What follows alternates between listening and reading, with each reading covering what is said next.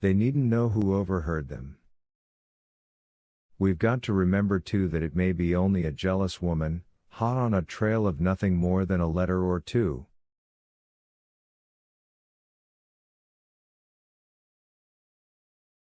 I suppose you don't know why they live the way they do? Not speaking and all that?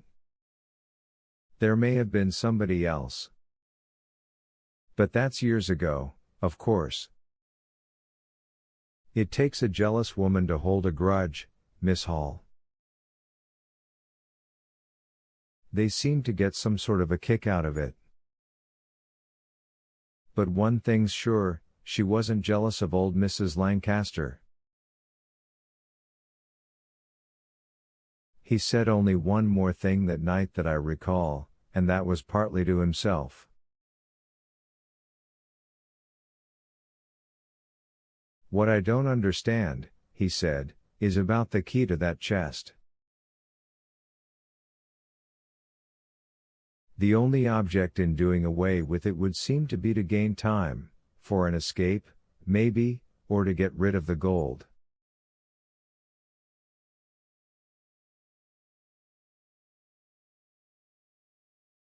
But nobody connected with the case so far has apparently made a move to do either. From which I gathered that perhaps we were all being more closely watched than we suspected.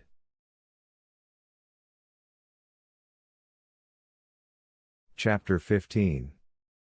The inspector had given me plenty to think about after he had gone.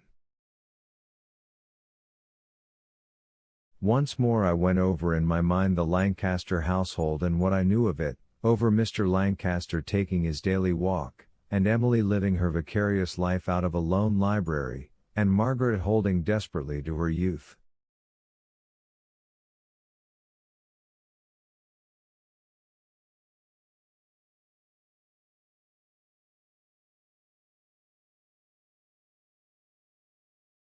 Over Peggy too, cheerful and pretty, and maybe carried away by Mr. Dalton and the attentions of a gentleman.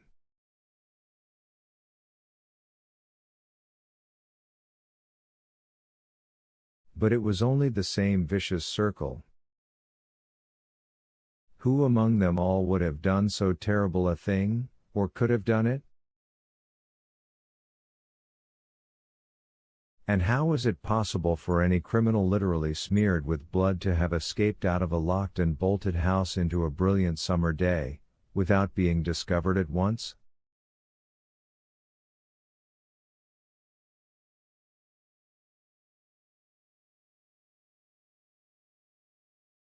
Mary came in at 11:30, an hour which would have shocked Mother, and I waited until both she and Annie had gone safely up to bed.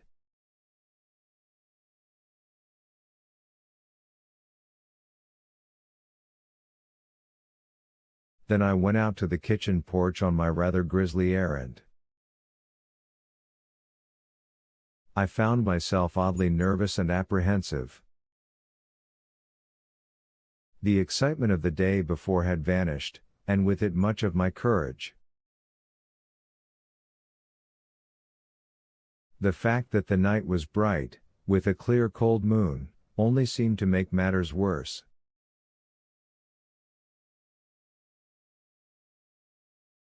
It exaggerated the shadows, and the wind turned every tree and bush into a moving thing, alive and menacing.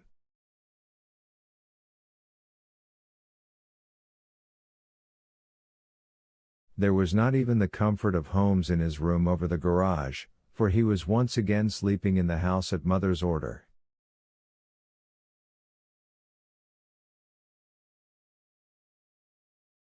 Rather sulkily, I had thought.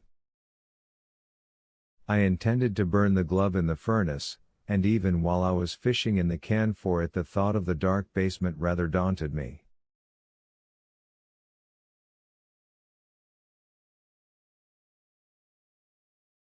And then, with the glove in my hand, I looked up and saw a man standing on the path just below.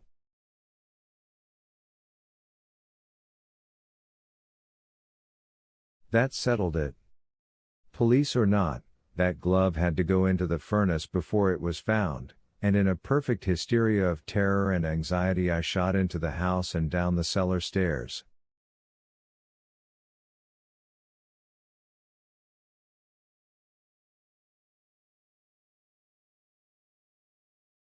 I remember pausing only long enough to press the switch at the top of the basement steps which lights the cellar, and then of running on down.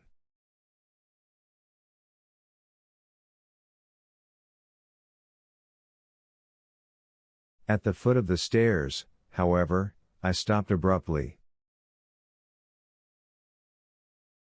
I had not even closed the kitchen door, an act so foolhardy that my first impulse was to rush back again and do it.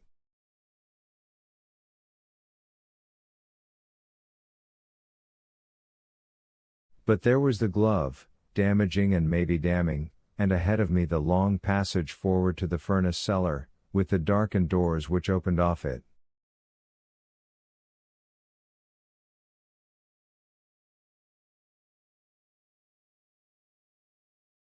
I had my choice and I took it. I went forward toward the furnace, and it was when I had almost reached the small room where we store our firewood that I heard somebody coming down the cellar stairs.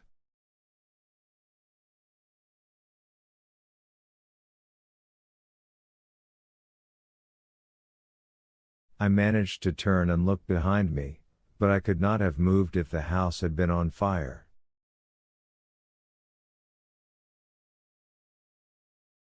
And still those awful steps came on, heavy steps that were trying to be light.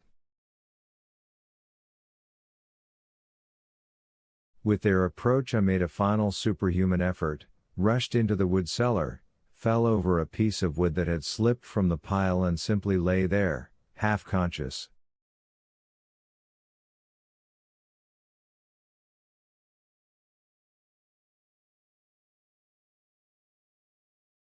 I was aroused by the light of an electric flash on my face, and a strange male voice that was not entirely strange, saying,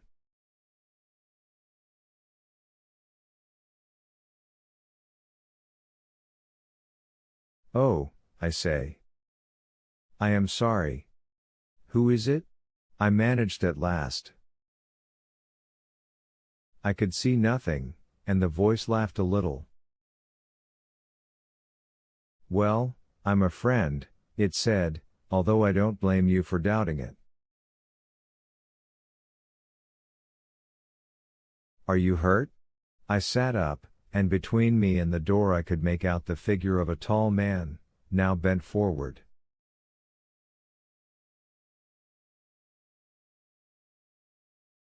"I'm mostly shocked and scared," I said. "If you'll get out into the light so I can see who you are." He did so at once, and I saw that it was the man who had blown up the Wellington Range.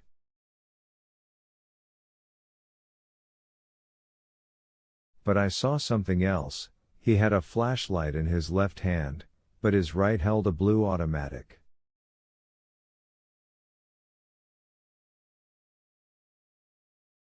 He realized that too at that moment, for he slipped it into his pocket. "Sorry again," he said lightly. "You see, I thought you were a burglar when I heard you on the porch.